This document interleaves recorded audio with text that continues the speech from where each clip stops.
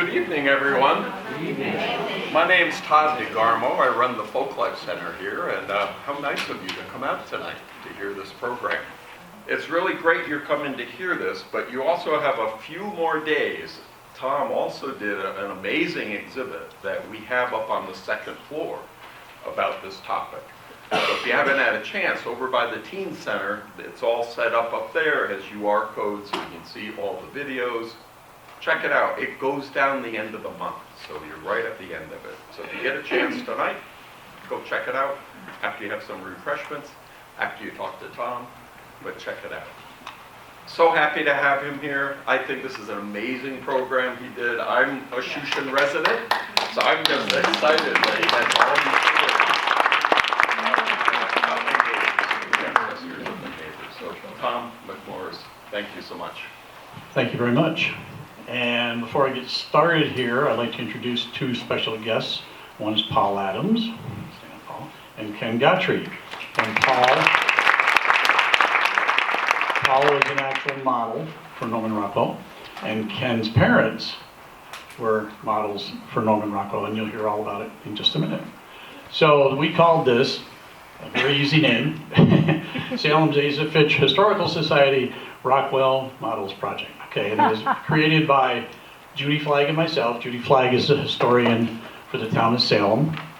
And so one thing that made it possible was we had donations from these nice people, Diane Roberson Burness, Ken and his sister, Ruth McLenithan McEwen, Kay Tomasi, Joan Campbell, Cheryl Egger, Linda Record, and Glens Falls National Bank. How did it come to be? Well, when people think of Norman Rockwell, they think of Stockbridge, Massachusetts, or maybe Arlington, Vermont, where he lived from 1939 to 1953. But they don't think of Shushan, New York. And they don't think of Salem/West Rupert, and they don't think of Cambridge, New York. So we found and did some research, and we created prints, 13 prints of the local models. We did video interviews either with the models themselves or with their relatives, and made a QR code, which is that right there, which shows the video. So if you go up and look at the pictures up on the wall, there's a QR code. Take your smartphone, like you taking a picture, it'll bring up the video of them telling the story. And we also created binders, which are in the back of the room, because I thought, well, that's fine if you've got internet, but if you live in the hills of Salem, whatever, you won't have that. So we took the text we made a text from the video recordings, a transcript, which is in that book, along with the pictures that we received from the relatives. The cool thing was, we've got a lot of black and white pictures of them actually modeling. So it's pretty neat. So this is actually in West Arlington. This is the second house that Rockwell lived in, and you can see the studio is out behind there. And this is now Rockwell's Retreat Inn, okay? And just to give you a perspective, I was thinking about this as well. A lot of people don't know where Shushan is. So here you have, over here, you see Arlington Covered Bridge, that's where Rockwell's house. McLenithan Skellie. And then we have Jarvis Rockwell, which is Norman's son, right here in the red hat, and then Winston Salter, okay? And we have a little Ruth McLenithan McEwen, who is Ruth's niece, was nice enough to tell the tale. We have her video, we're gonna show that next. My name is Ruth McLenithan McEwen, and I am the niece of Ruth McLenithan Skellie, who was a Norman Rockwell model who was portrayed in the Marble Shooter that was found on the Saturday Evening Post magazine. So in 1939, Norman Rockwell was looking for a little redhead girl to be painted with his son Jarvis and another little boy to be portrayed in the Marble Shooter painting. So he drove to Cambridge and asked around if anybody knew where there was such a little girl. And they said yes, McLenithan has a daughter that would be just perfect. She's got the red hair and brown eyes, and so he drove to 313 where the family lived, and she wasn't home that day. She was over at her grandmother, Susie Hedges, in Shushan at their farm. So he drove over there and he spoke with her grandmother and told him what he was looking for, and he asked Aunt Ruth, he said, "Is this something that you would like to do?" And she said, "Oh yes." She goes, "I think I would like to do that." And he told her, "Well, you're going to have to wear your hair in pigtails, and you're going to have to wear a green dress, white socks, and brown shoes." And she said, "Oh," she goes, "I can do all of that." But she did not like wearing her hair in pigtails, but she would do it, and she did do it. And somebody had just recently made her a green dress, so she was all set to, with what she was going to wear. So Norman came and picked her up that afternoon and took him back to his studio in Arlington, and where she met his son Jarvis and another little boy that was going to be in the painting with her. And also there was another little girl that was going to switch on and off with Aunt Ruth. And Aunt Ruth was kind of worried, well, what if he doesn't use me for the cover and his painting, and just uses this little girl instead? But she was really happy when in the end it really was her that he used. So Norman told her that, this is what we're going to be painting and what he wanted her to do. And they proceeded to kind of tell her how to play marbles, and she was like, "You don't have to tell me how to play marbles." She goes, "I know how to play marbles. I beat everybody at school, and I beat my brothers in marbles all the time." So they spent the afternoon working on this painting, and when they got done, she wanted to see it. He said, "Nope, you can't see it until it comes out on the cover of the Saturday Evening Post magazine." So when it did come out, her father went to Cambridge to the drugstore and bought all the magazines that they had. So he proceeded throughout the day to hand them out to all his family and friends. So when he got home that afternoon, Aunt Ruth was like, "Where's my copy?" And he said, "I don't have any more." He said, "I gave them away to all my friends and family." So she was just devastated to think that she wasn't going to have her own copy. But in the end, one of her aunts had purchased a copy, and this is the actual copy that they gave her. So it's framed here, and it stood in her house for years and years, and now it gets to hang in my dining room. Later in life, she became a part of the Norman Rockwell reunion that they had in the fall every year for quite a few years. And she would travel to those, and she would get up in front of people and tell her story just like it happened yesterday. She never forgot anything about her Norman Rockwell experience. And after the reunions, she was a big part of going to Arlington in the falls and meeting busloads of people and other tourists and signing her pictures and telling those people of her story. So right up until the very end, she was still busy telling her story about being a Norman Rockwell model.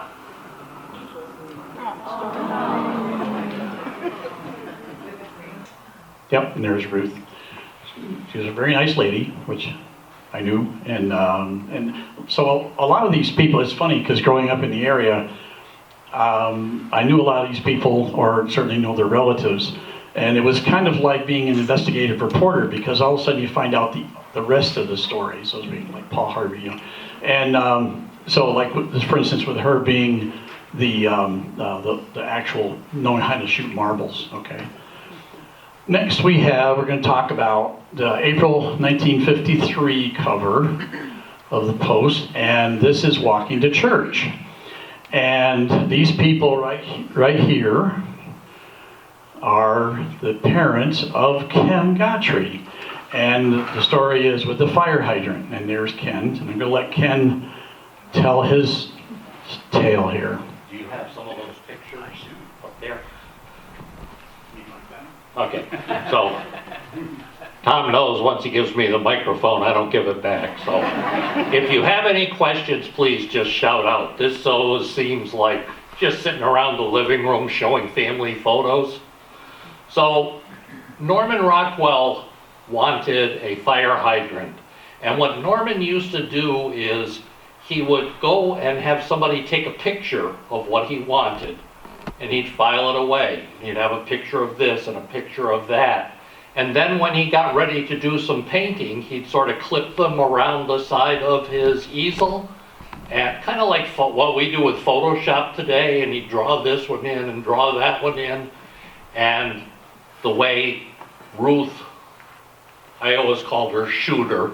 I didn't know Ruth's real name was Ruth for the longest time. The marble shooter was just Shooter to me growing up. But she worried that the other person was going to be in the painting, and I'll show you how that actually turns out. My family owned the Cambridge Waterworks Company. So if you lived in Cambridge and you wanted water, you didn't go to the village, you came to the Gotty household. So Norman called up one day and said, I would like one of your fire hydrants. And Charlotte Gotty said, and I would like to be on the cover of the Saturday Evening Post. Notice I said it was my mother. My father was like, yeah, whatever. So Norman took these pictures, and you can see the detail that he does with the feet. Put my mother there. It's like, we need to get just the right angle of the leg and everything as you're stepping along. Ruth was worried about not being in her painting. I thought I was in this painting until about 10 years ago. In 1953, I was a little red-headed boy, like standing in front there. I went to one of the Rockwell model reunions, and I met the real me. Evidently, my sister, who was about the size and age of the little girl there, she and I tried out for the role of Ken and Charlotte's children. Norman didn't think we were any good, so he went and got some other ones. What do you have on the next one here? So, evidently Charlie could stand on books better than I could. So, that's me. See how his feet are the same idea. And again, Norman took different scenes from different places. Some of that is on 2nd Street down in Troy, but you could never find it exactly. But whenever you go to these museums, Stockbridge especially, if you go downstairs, they've got all of the photographs. And I think there's the museum up on north of Arlington still in there by Jonathan's table. The Sugar Shack. Sugar Shack. Yeah. They have the painting or the cover, and they've got about 5 or 6 of the photographs that were used to do it. It really gives you a sense of what Norman was about. Is there one more there? Yeah, that's it. That's it? Okay. So that was my claim to fame. I almost made it in a painting.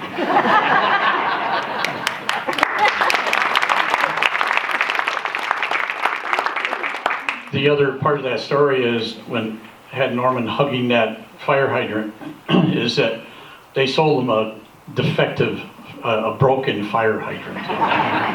Of course, they didn't, he didn't care.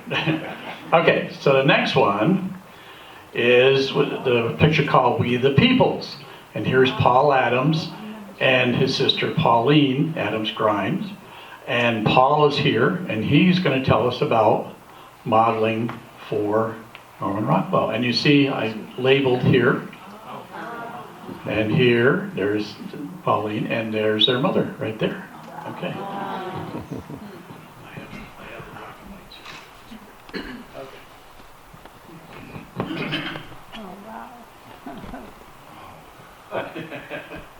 Well, our family grew up in Cambridge, New York, where we're about 4 miles west of the village of Cambridge.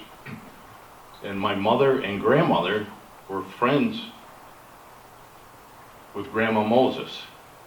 And she lived in Eagle Bridge, which is about 5 miles south of Cambridge.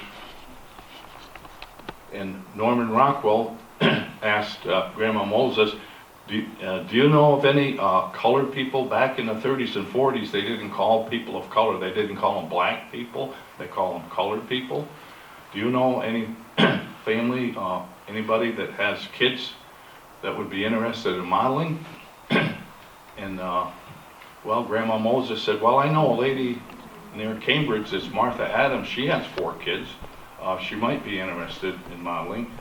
So Norman Rockwell called my mother and said, would you and your kids be interested in modeling, doing any modeling? And my mother said, well, yes, but we don't have any way to from Cambridge to West Arlington. It's about 15 miles. And my mother didn't drive, and we had like 1 car. We had a small farm, 1 car, a farm truck, and a tractor. And my father was working with the car, so, and he wouldn't want to take a day off to go to Norman Rockwell's or some foolish paintings or sketches or anything like that. It'd be a wasted day. So Norman Rockwell said, well, he says, you're really interested. He says, I will get a taxi from Cambridge to bring you up to West Arlington. Paid for a taxi. And it was Bill Butler's taxi. Now this was in 1952.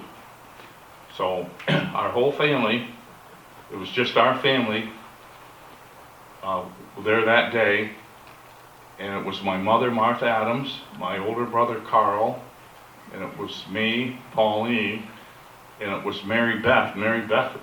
Carl was like 9, I was 7, Pauline was 5, and Mary Beth was like 2 or 2.5 years old. And Mary Beth didn't want to do anything. She was really bashful and shy, and she wouldn't stand up to have her picture taken or anything. And I remember one time she was hiding in a corner playing with a rag doll. She was kind of scared to stand up and do any modeling or anything.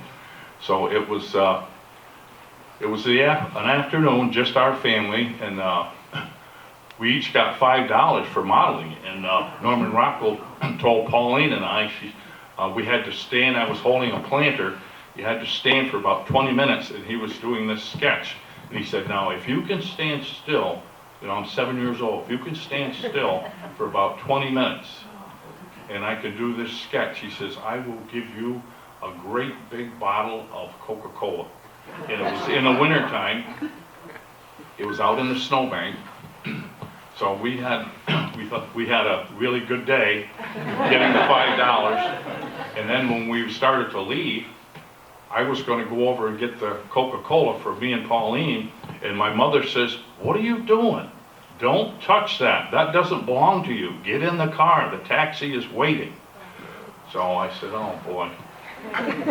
Bummer, we didn't get the Coca-Cola, but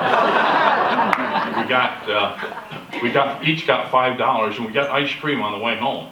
So we said, this is a big deal.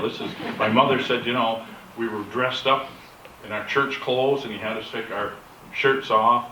And my mother warned us. She said, I want you to be on your best behavior. This is a famous artist.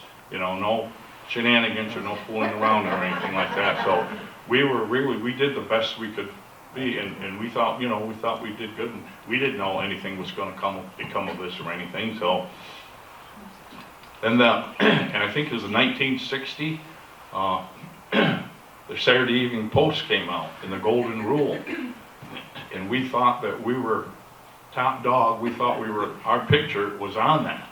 And then we said, oh boy, we're going to be famous. We're in that Saturday Evening Post. And then to come to find out, well, Norman Rockwell moved to Stockbridge in 1953 because his wife was sick and her doctor was down there. And we modeled for the Golden Rule, but we weren't picked for it. Somebody from Stockbridge was picked for the Golden Rule, and their picture was on the Saturday Evening Post.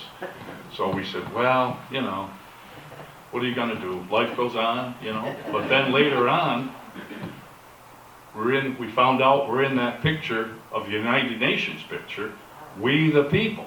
Well, I says, wow. I says, hey, that is great. I says, maybe we will be famous someday. Wow. So anyway, come to find out, that picture there, We the People, I'm in it, and Pauline's in it, and our mother Martha Adams got to be in it. So my brother Carl, he wasn't in it, or Carl kind of fooled around a little bit, and my youngest sister Mary Beth, she was scared straight. She didn't want to stand still. She was little. She was only 2.5 years old. So so we got to be on that. We the people from the United Nations, and we got to work with Norman Rockwell. And we got to work with Grandma Moses, 2 famous artists, and the rest is history. Thank you.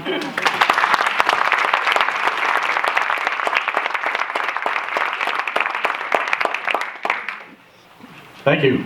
And here's your Coca-Cola.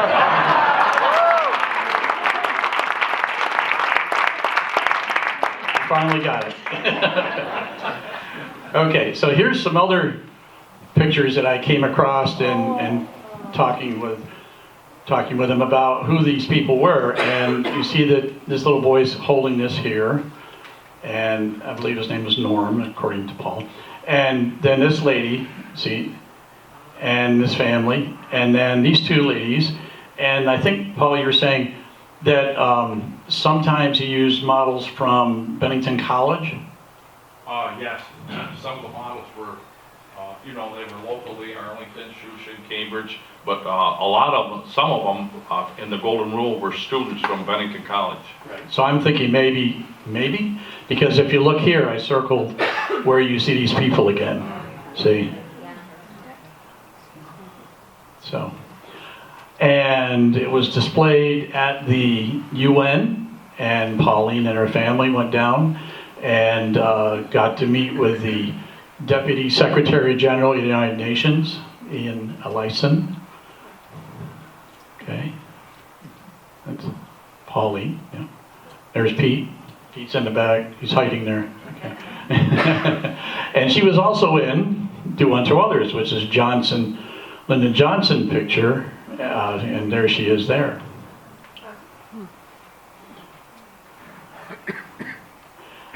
So in West Arlington, they still have this pavilion, and I imagine it's a newer version of what was there, but they had square dances, and it was hosted by the Grange Agricultural Society organization, and Norman would join the Grange associations in the different towns, because I guess every town pretty much had them, and that's how he found people.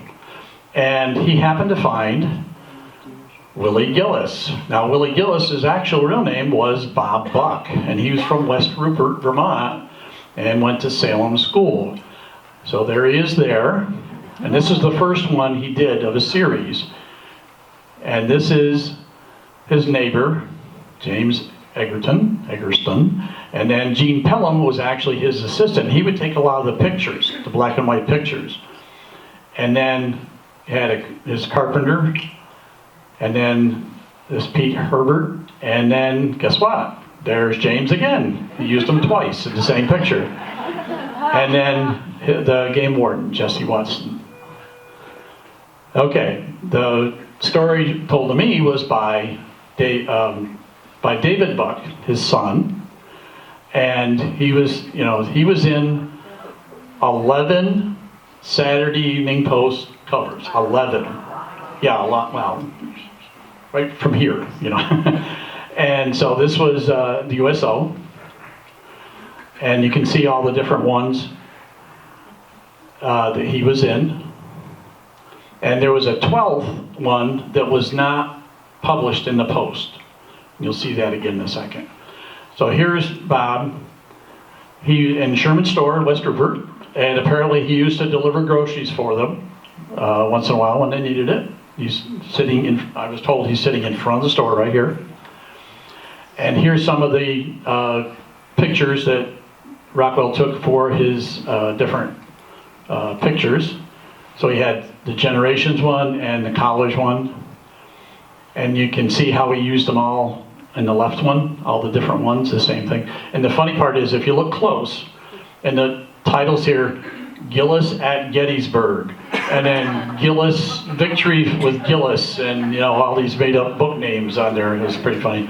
And people would write in, they say, well, I'm a Gillis, are you? And the name actually came from Willie Winky, the nursery rhyme, and it was credited to Rockwell's wife. She came up with that. So, and this is the one that was never published in the Post, the last one, the 12th one. And when he got old enough, he enlisted, but guess what? He didn't go in the Army. All the pictures he's depicted in, he's in a GI in the Army. He went in the Navy, okay? So, in the summer of '43, Rockwell's studio burned, his first studio. And so he said, oh man, I gotta finish some pictures of Willie Gillis. So he calls up the Secretary of the Navy, because the military is using these pictures for promotion and all that. And he says, can you get Bob Buck to transfer back to Arlington so I can finish these pictures? So Bob got to the word. He was in California at a naval base helping naval gunners learn how to shoot. And so he's headed back to the commanding officer's office. And this ensign or whoever says, hey, you're in trouble. You're not supposed to be here. You come with me. We're going to the commanding officer. So he takes him there and he says, so the commanding officer says, oh, thank you very much. He says, oh, by the way, ensign, do you think you have more authority than the Secretary of the Navy? And so he didn't think he did. So he says, since you did such a nice job, you're going to escort Bob Buck back to Arlington. So they did a road trip in a car, this is what his son told me, back to Arlington so he could finish painting the pictures. This is the last one in the series that was published, and it was Willie Gillis Goes to College, 1946. And like the GI Bill to show, at the end. And so Bob Buck had applied to go to college, and he didn't get in. So Norman found out about it, and he approached the dean, and he says, hey, if I put your tower in this picture, will you let young Mr. Buck come to college? And he says, sure. And then Bob said, no, I don't want to do it. So that is the tower of Middlebury College. That's the tower from Middlebury College. And that hung, according to David Buck, that hung in the dean's office for 50 years. And he said a relative of David's, knew the dean. And they said, one day, he said, do you know who that is? And he didn't. And they told him the story about who he was. So I always thought maybe it was Castleton or something like that, but no, it's Middlebury anyway. Okay, the next one, the Shiner. So I'm familiar with this one because I went to Cambridge in school. And for one thing, was pointed out to me is this green tile. Now, I hadn't really thought about it until some other person who had attended Cambridge pointed out, said, yeah, I remember that tile. Not that I was at the principal's office now. But, so what he did was, Norman came to Cambridge because he wanted the door and he wanted the desk, okay. And so I put it out there because I didn't know, I knew who the girl with the black eye was, I knew who was in the picture as a principal, but I did not know who the girl was. And I put it out on Facebook and somebody said, hey, that was my sister. And it was Cheryl Knapp Egger's sister. And so she told me the stories about it, and we got some pictures. Mary Whalen Leonard is the little girl, and the girl here is Leah Knapp Dusha. And this picture is Ernest Bodenstaff. Well, Ernest Bodenstaff was the actual principal at Cambridge School. And guess what? Leah was the actual secretary at Cambridge School. So, come to find out, Leah had met Norman years earlier because she lived in Shushan over what is now Ushak's store because her father ran the store at the time. And also, the other thing that Leah's sister told me was Leah was quite tall, and she had an opportunity to play basketball for the University of Vermont, and her father wouldn't let her because she'd have to wear short shorts. because you can see how tall she looks really tall there. So here's the modeling pictures, and then you can see here's Norman in the principal's office. Now notice the papers here, the way this looks. Okay, and then here's the actual door being transported by a bus driver, Walter Corey, up to Arlington. And then I found this, which is, I searched and searched about this, and there's a lot of stories, but this apparently is the real thing. This little boy had 2 black eyes, and he came from Massachusetts, and that's what he used for the model for the black eyes. Yeah. And here you see side by side. Now notice, you see here, okay, that's not Mr. Bodenstadt, is it? Okay. So you can see he substituted Don Trachte Sr., who was a cartoonist who lived in the area near Norman, and he put him in the picture here as the principal. Now notice the papers here. See how the resemblance to the black and white picture that was on the table? And then Leah, she's the same. And then, of course, Mary. And the bench actually came from somewhere else. And that was kind of a mystery. And I was talking to Anya Tucker about it. And she had, actually, it's funny because I was telling her about this. She's now not at Channel 10 anymore, but she was doing a whole thing on Rockwell, and she was interviewing Mary, Whalen, Leonard. And all of a sudden, after her report aired, this principal said, hey, I've got the bench. And it's at Schoharie Central School. And they actually have it, it's signed by Norman Rockwell on the back. And he had apparently borrowed it twice. And to find the principal there, his father was the principal who loaned it to Rockwell. So there's definitely a connection there. So, and the last thing here with this one is, Leah was not a redhead. Norman liked to do that. So Leah had wrote a letter to Norman back in '76, so it was a while afterwards, saying it was nice that she enjoyed modeling for him and all that. And he wrote her back within a week. And here's the letter that he wrote back.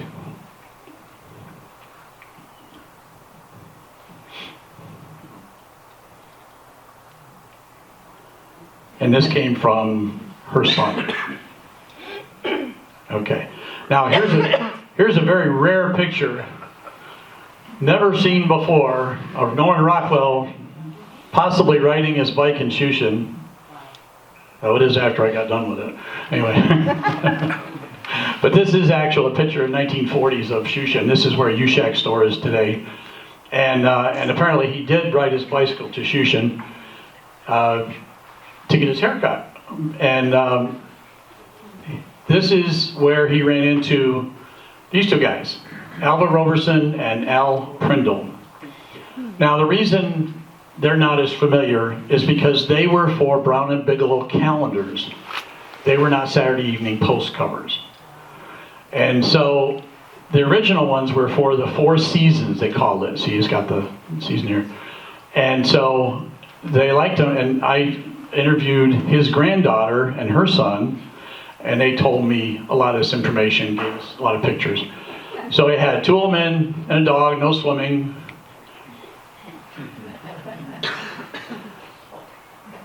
Two old men and a dog playing checkers. And then they have the musicians.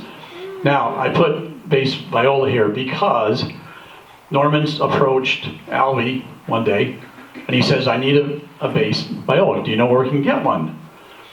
So he said, I think so. So they got in a car, and they hopped, and they went for a ride. And I think Alvy ran him around the countryside a little bit just because he wanted to ride. But finally, they ended up at a place over on Route 22, and it was Carney's secondhand store, is a nice way to put it. We used to call it Carney's junk store. And it was this big building, and it's just like having a flea market 24/7, in this, aisles and aisles just packed full of stuff. And so they got the viola there. And so here's an article, that interview he did in 1952, and you can see here it is right here that he drew. And in this article he says what happened was there's 1,400 people in Arlington, And he pretty much went through all of them as far as taking, doing their pictures. So they started to branch out, and he ran into these two guys and their friends, and he started drawing them. And Alvy was also the barber in town, and actually lives next to where Todd lives right now. And this board right here was his barber pole, so to speak. Well, it was just a piece of wood, painted white and red, about like this, and his granddaughter still has it. She brought it to one of our sessions. And on the back of it, you can see it was a fruit crate that he had painted on the other side. And he'd hang it out when he was painting, or doing his barbering. And apparently he was noted for trimming not only hair, but maybe the ears a little bit too. But Al Prindle was the postmaster in Shushan for many, many years, but he's also just loved to fish all the time. It was rumored that he would close the post office and to go fishing for a while, And the funny thing was, when I was doing this, people would say, "Oh yeah, his picture used to be in the post office," And so they moved the post office to a different one, and nobody seemed to know where it was. Well, in talking with people, we tracked it down. Okay, we'll get to that in a second. But you can see these two guys, they're in 11 different Brown and Bigelow calendar pictures together, 11.